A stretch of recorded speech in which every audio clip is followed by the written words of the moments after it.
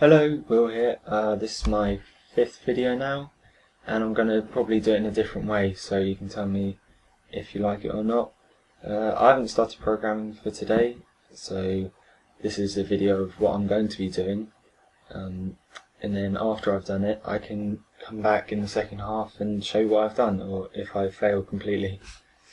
What I'm going to be working on today is the way that the mouse can select individual tiles, because in the game engine and the map editor you want to dynamically select the tile you want and change it to whatever you want. So you need to have a selection tool, which I had in my previous version, but that didn't include height, so I could use a simple algorithm to go, if it's at a certain number, divide by the width of the tile and then round up or round down depending on if it's closer to one tile or another.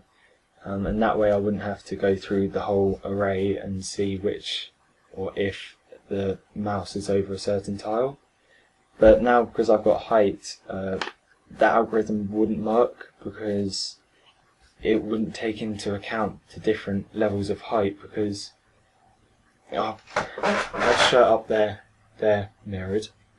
I'll show it up there because where the mouse in 2D space appears to be, because it's pseudo 3D, isn't exactly where it actually is.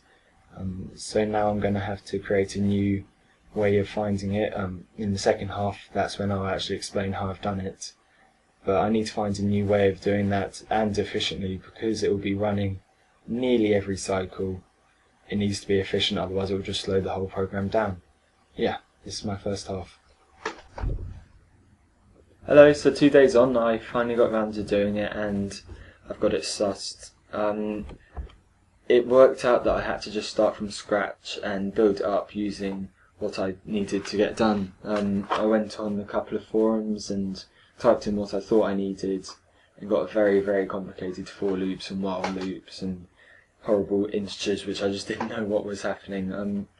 So I just sat down with the whiteboard, trusty whiteboard is very good, and wrote out what I needed to do, each tile it needed to see, and then tried to find out how I could achieve what I wanted. So here's the result, and as you can see I move my mouse around and it can pick each tile per pixel. So if you see, when I move my mouse over between these two, it doesn't matter where it is, but it picks the right one, which I thought was pretty nifty, which now works with height. So even if you have a mountain, wherever you put your mouse, it will find the corresponding tile, and it doesn't actually use up that much memory. So I can just move it around, moves around perfectly okay, and it still finds out which tile my mouse is over.